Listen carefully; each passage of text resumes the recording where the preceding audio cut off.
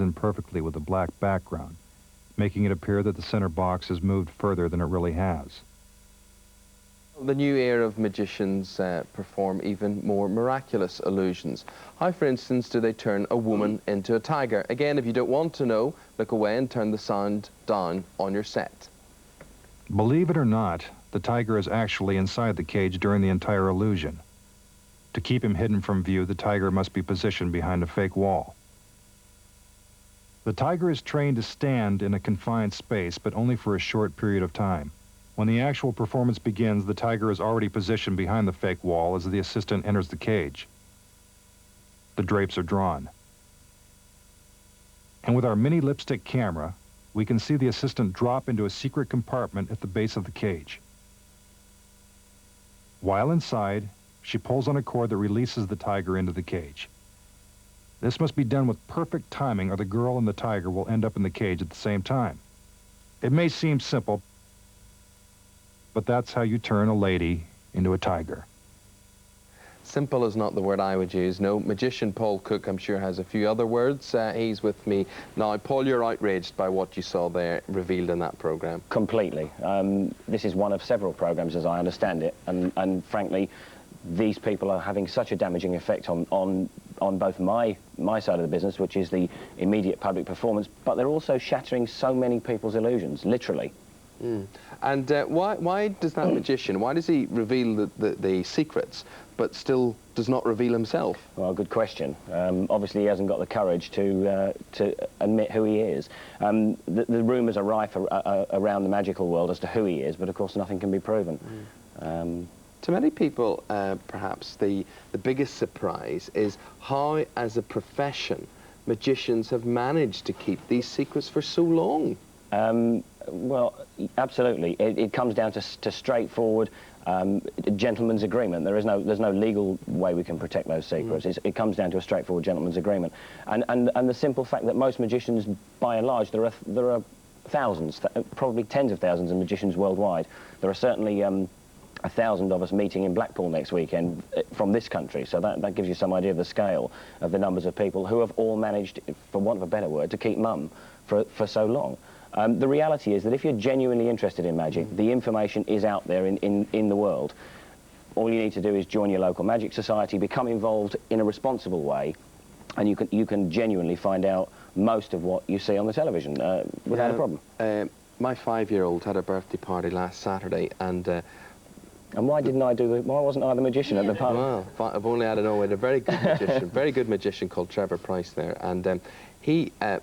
Part of the real magic was actually watching those 5-year-olds totally captivated by him, and then watching the older ones who had gathered round the 8, 9 and 10-year-olds sort of trying to see how the tricks were done but not knowing it. I mean, we all have a curiosity, but do we really all need to know? Well, I mean, the old adage, you know what curiosity did to the cat. You know, ultimately, once you know, the public know the simplicity in most cases of these things, as has been demonstrated, the reality is that they are always disappointed. It always is a huge disappointment. And at the end of the day, magic is a performing art. We don't, for example, if you go to the opera, you're not in the slightest bit interested in how the lights work or how the sound system works or how many years the opera singer trained to do what they do. You're interested in the performance.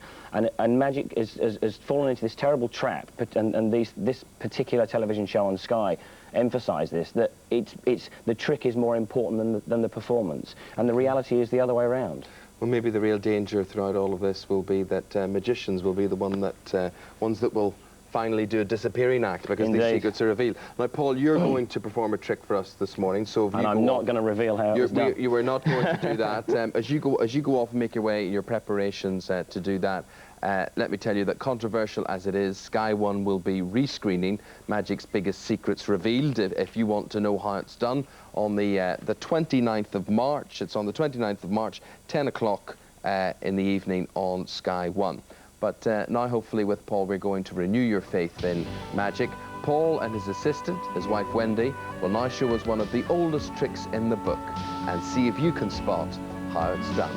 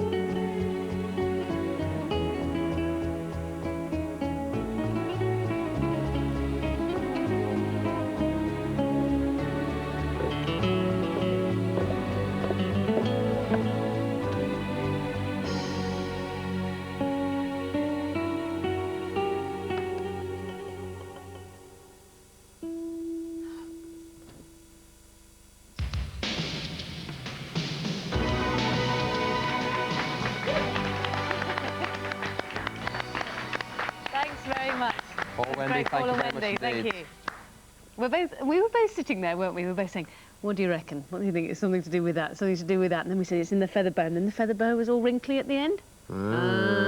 Spooky. See when I get you under my control, see when I do all this, you'll be